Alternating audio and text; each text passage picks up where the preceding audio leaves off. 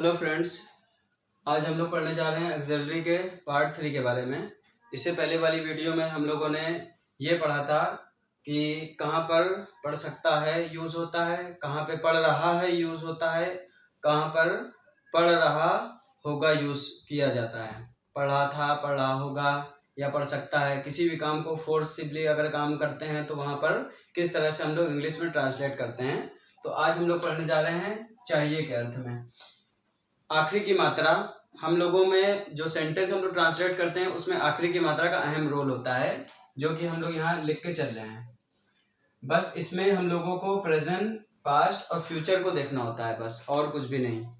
तो अब यहाँ पर बात होती है कि प्रेजेंट, अगर प्रेजेंट जैसे कि शुड जो है ये प्रेजेंट की बात कर रहा है, और मस्ट जो है ये प्रेजेंट की बात कर रहा है, और आउट टू जो है ये भी प्रेजेंट की बात कर रहा है। तो जो प्रेजेंट होता है तो हम लोग वहाँ पे स्ट्रक्चर पहले अपना सब्जेक्ट लिखते हैं, फिर इन ऑक्सिलरी को लिखते हैं, उसके बाद में हम लोग वर्ब की फर्स्ट फॉर्म लगा देते हैं, उसके बाद में हम लोग ऑब्जेक्ट लगा देते हैं।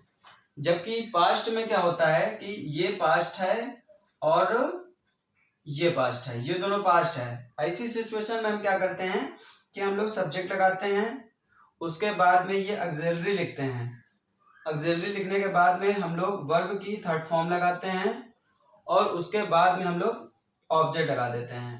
तो जो समझने वाला पॉइंट है वो ये होता है कि अगर हम प्रेजेंट की बात करते हैं तो हम लोग वर्ब की फर्स्ट फॉर्म लगा के चलते हैं, और अगर हम लोग पास्ट की बात करते हैं तो वर्ब की थर्ड फॉर्म लगाते हैं।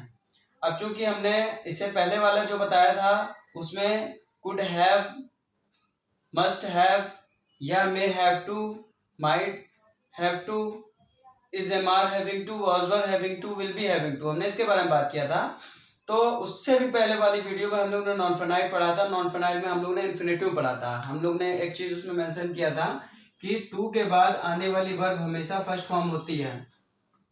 अब अगर सेंटेंस में हमारी जो ऑक्सिलरी है वो ये दिया है कि may have to, might have to, is am are having to, was were having to, will be having to, तो मतलब टू अगर आ रहा है तो हमारी वर्ब की फर्स्ट फॉर्म आ जाएगी।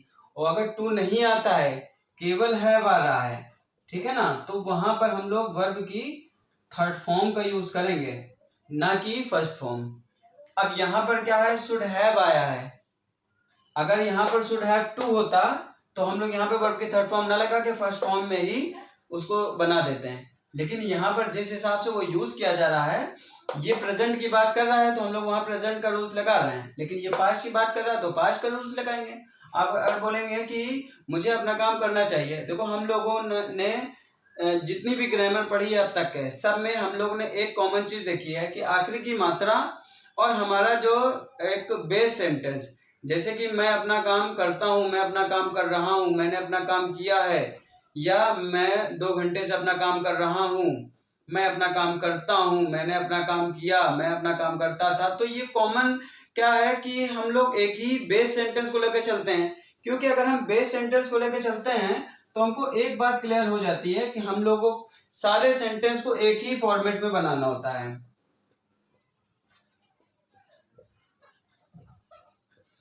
तो अब अगर हम इसको बनाएंगे तो मुझे अपना काम करना चाहिए, मुझे अपना काम करना चाहिए। अब चूंकि हम प्रैक्टिस में इसको रखना चाहते हैं तो मुझे अगर अपना काम करना चाहिए तो I should do my work, I should do my work, simple सा बन जाएगा। और यही पास्ट में अगर हम लोग करेंगे तो I should have done my work, यहां पर करेंगे तो I must do my work, और यहां पर करेंगे तो I must have done my work, और यहां पर करेंगे तो I ought to respect our elders. तो हमने यहाँ पर जो चेंज रखा वो ये रखा है कि शुड एक कॉमन में चाहिए के लिए यूज किया जाता है। जो हम लोग एक सर्वे बात करते हैं, मुझे वहां जाना चाहिए, तुम्हें ये काम करना चाहिए, वो पढ़ना चाहिए, अरे यार तुम्हें ये काम कर लेना चाहिए, तो एक कॉमन में हम यूज करते हैं। या उसके पास की बात करें तो तुम्हें ये काम कर लेना चाहिए था। तो हम लोग जब कॉमन में यूज करते हैं तो शुड और शुड हैव का यूज करते हैं। लेकिन जब हमको फोर्स किया जाता है कि नहीं तुमको करना ही करना है, नहीं करोगे तो तुमको पटक के मारेंगे, या तुमको नहीं पढ़ाएंगे, या जो भी हो, या तुम्हें भगा देंगे, तुम्हारे घर वालों शिकायत कर देंगे, कुछ भी बात की जाए, मस्ट का होता है। जहां पर एक फोर्स लग जाता है, एक जरूरी हो जाता है। तो I must do my work. क्यों? यानी कि मुझे अपना काम करना है, और अगर नहीं करना होगा तो बदले में हमको सजा मिलेगी या कुछ फाइन देना पड़ जाएगा, कुछ भी ऐसा होगा, या कंप्लेन हो जाएगी, घर में बातें सुनना पड़ेगा। और घर की बात तो सब जानते हैं कि बात जब घर वालों तक जाती है तो हम लोगों को कितने लेक्चर मिलते हैं, लेक्चर पे लेक्चर, लेक्चर पे लेक्चर, एकदम टेढ़ा कर देते हैं घर वाले, सुनते नहीं हैं। तो यही बात आती है कि यहाँ पर एक जरूरी बात हो रही है, ये प्रेजेंट की बात कर रहा है, ये उसी के पास की बात कर रहा है। तुम्हें ये काम करना चाहिए था, तुमने ये काम क्यों नहीं किया, एक फोर्स के साथ कह रहे हैं, मतलब तुमको ये काम करना चाहिए था। जब हड़काते हैं टीचर, हम लोग को हड़काते हैं तो इस तरह की बात करते हैं, तुमको याद करके आना चाहिए था, क्यों नहीं याद किया तुमने, तुम पढ़ाई में मन नहीं लगा रहे हो, तुम्हारे मम्मी पापा से शिकायत करनी पड़ेगी, डंडा लेके आओ, अभी बताते हैं। तो इस तरह की जो बात आती है वो मस्ट हैव में आ जाती है। आउट टू तो एकदम अलग है, इसका तो कोई वास्ता ही नहीं है इन दोनों से। ये एक सम्मान की बात जहाँ पे की जाता है, हमें बड़ों के आदर करना चाहिए, है ना, और या हमें बड़ों के पैर छूने चाहिए, ठीक है ना, हमें भगवान की पूजा करनी चाहिए, भगवान की आराधना करनी चाहिए। तो जहां पर बात सम्मान की आ जाती है, ठीक है, वहां पर हम लोग आउट टू का यूज करते हैं। स्ट्रक्चर में हमने क्या बताया, जब ये प्रेजेंट की बात कर रहा है तो हम लोग वर्ब की फर्स्ट फॉर्म लगा देंगे, और जब ये पास्ट की बात कर रहा है तो हम लोग वर्ब की थर्ड फॉर्म लगा देंगे। हाँ, वही हैव के बाद अगर टू आ जाए तो फर्स्ट फॉर्म लगेगा, वो तो हमारा इन्फिनेटिव का रूल्स है, उसके अलावा तो हम कहीं जा भी नहीं सकते हैं। तो हमने शुड को पढ़ा, जिसका मतलब चाहिए होता है, मुझे अपना काम करना चाहिए, I should do my work. मुझे अपना काम नहीं करना चाहिए, I should not do my work. क्या मुझे अपना काम करना चाहिए, should I do my work. मुझे अपना काम क्यों करना चाहिए, why should I do my work. हम लोगों का स्ट्रक्चर वही वाला बनता है जो इससे पहले हम लोग बनाते चले आ रहे हैं कि ये हमारा कॉमन बना, अब इसमें निगेटिव आएगा तो यही हमारी हेल्पिंग वर्ब है, इसी के बाद नॉट आ जाएगा। अब अगर इंट्रोगेटिव फर्स्ट है तो यही हमारा पहले आ जाएगा, इंट्रोगेटिव सेकंड है तो यहाँ क्वेश्चन वर्ड आ जाएगा, और उसके बाद फिर वही हमारी ऑक्सिलरी आ जाएगी। तो क्या मुझे अपना काम करना चाहिए, तो should I do my work. और मुझे अपना काम क्यों करना चाहिए, why should I do my work. उसके बाद में हम की बात करें, हमें अपना काम करना चाहिए तो we should do our work. तो हम समझ क्या रहे हैं कि शुड जो है वो अपने आप में एक कंप्लीट हेल्पिंग वर्ब है।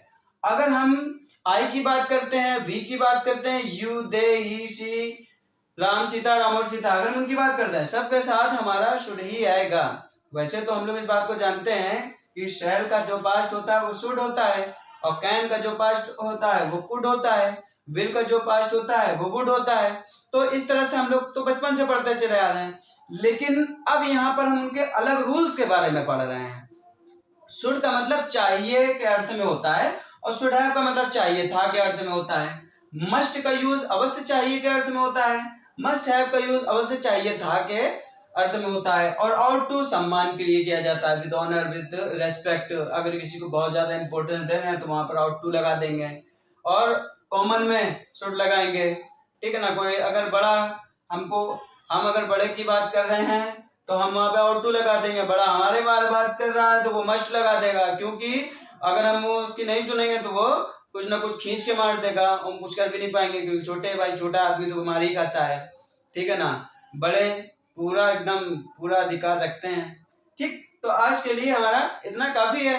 अब अगली जो ऑक्सिलरी है ये तो हमारा पार्ट 3 था, अब हम लोग पार्ट 4 में इसके आगे की ऑक्सिलरी के बारे में पढ़ेंगे। इस तरह से धीरे धीरे हम लोग पूरी ऑक्सिलरी पढ़ लेंगे।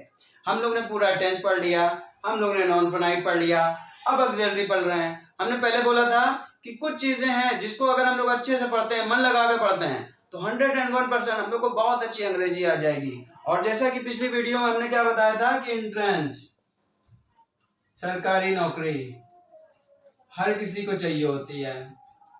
क्या आता है एंट्रेंस में, वही आता है जो 8th क्लास में पढ़ के आए हैं, 9th क्लास में पढ़ के आए हैं, 10th क्लास में पढ़ के आए हैं, लेकिन पढ़े ही कहाँ है।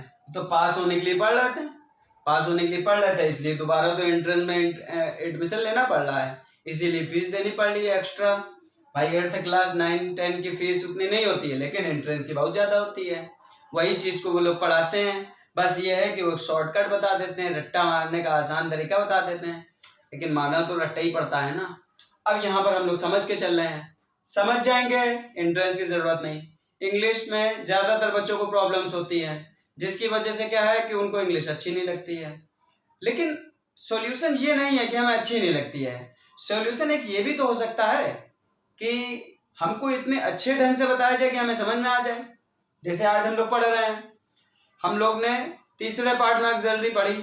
अगर आप पहले वाले पार्ट को प्रैक्टिस करेंगे, मैं अपना काम कर सकता हूँ से, मैं अपना काम कर सकता हूँ, मैं अपना काम कर सका, मैं अपना काम कर सकता था, मैं अपना काम कर सकूंगा, मैं शायद अपना काम कर सकता हूँ, मैं शायद अपना काम कर सकता था। उसके बाद में हम लोग सेकंड पार्ट में जब गए थे तो आई मे हैव टू, या मुझे अपना काम करना पड़ सकता है, मुझे अपना काम करना पड़ सकता था, या मुझे अपना काम करना पड़ रहा है, या मुझे अपना काम करना पड़ रहा था, मुझे अपना काम करना पड़ेगा। तो इस तरह का हम लोग ने बनाया था। अब यहाँ पे अगर हम आते हैं भाई, हम लोग ने क्या देखा था कि हम लोग के पास खूब सारे सब्जेक्ट हैं, सब पे प्रैक्टिस करते हैं और सब पे माई लगाते हैं। आई के साथ माई, बी के साथ अवर, यू के साथ योर, दे के साथ दियर, ए के साथ हिज, सी के साथ हर, और राम के साथ भी हिज, सीता के साथ वही जो कि सी के साथ लगाएंगे हर, और जो दे के साथ लगाएंगे वही दो नाम के साथ लगा देंगे दियर। तो कहने का मतलब ये है कि हम इस पे प्रैक्टिस करेंगे। अब वही मुझे अपना काम करना चाहिए, मुझे अपना काम करना चाहिए था, मुझे अवश्य अपना काम करना चाहिए, मुझे अवश्य अपना काम करना चाहिए था, यहाँ पर इसको नहीं कर पाएंगे भाई। यहाँ पर रेस्पेक्ट, ऑनर्स की बात आ रही है, बड़ों की बात आ रही है, तो इसको तो अभी कॉमन में माइंड में रखना। बस ये है कि उसको हमारे प्रैक्टिस में इस बेस सेंटेंस पे ये नहीं बन पाएगा, क्योंकि ये बिल्कुल अलग है, हमारा सेंटेंस बिल्कुल अलग था। तो आज हम लोगों ने जो पढ़ा है उसकी हम लोग प्रैक्टिस करेंगे। प्रैक्टिस के बाद सब आसान हो जाता है, एकदम चुटकियों में इंग्लिश आ जाएगी, कोई बहुत कठिन थोड़ी ना होती है। हमें भी पहले बहुत एकदम कठिन लगती थी, हुआ है भैया कैसे तैयार करें, लेकिन जब हमने प्रैक्टिस करना शुरू किया तो धीरे धीरे सिंपल सिंपल सी चीजें नजर आने लगी। जब प्रैक्टिस करो तो सब सिंपल हो जाती है। तो कोई स्ट्रक्चर क्या है, क्या कुछ नयापन इसमें नजर आ रहा है? जो स्ट्रक्चर हम स्टार्ट से बताते चले आए वही स्ट्रक्चर अभी बता रहे हैं। जो आखिरी की मात्रा से हेल्पिंग वर्ब होती है वही आखिरी की मात्रा की ये हेल्पिंग वर्ब है भाई। ऑक्सिलरी कुछ और तो होती नहीं कि बाहर से आती है, दुबई से आई है, इसकी अलग पहचान है भाई, वही है, हेल्पिंग वर्ब ही है, यही हेल्पिंग वर्ब का काइंड है। जब हम लोगों ने नाउन पढ़ा था उसके काइंड पढ़ा था, उसी के साथ हम लोगों ने वर्ब भी पढ़ा था उसके काइंड पढ़ा था, तो भाई उसके काइंड में ऑक्सिलरी तो थी ना। हम लोगों ने ऑक्सिलरी को समझा था, प्रैक्टिस भी किया था, और उसी तरह से अब हम उसको डिफाइन कर रहे हैं, उसके अंदर जाकर उसको और जूम कर रहे हैं, जूम करते जा रहे हैं भाई। कुछ इस तरह की वीडियो भी हम लोग ने देखी ना, जूम करते जाओ अंदर नया फिगर दिखता जाएगा। तो वही चीज है, ये भी हम लोग जूम कर रहे हैं, जूम करके हम लोग स्टडी कर रहे हैं।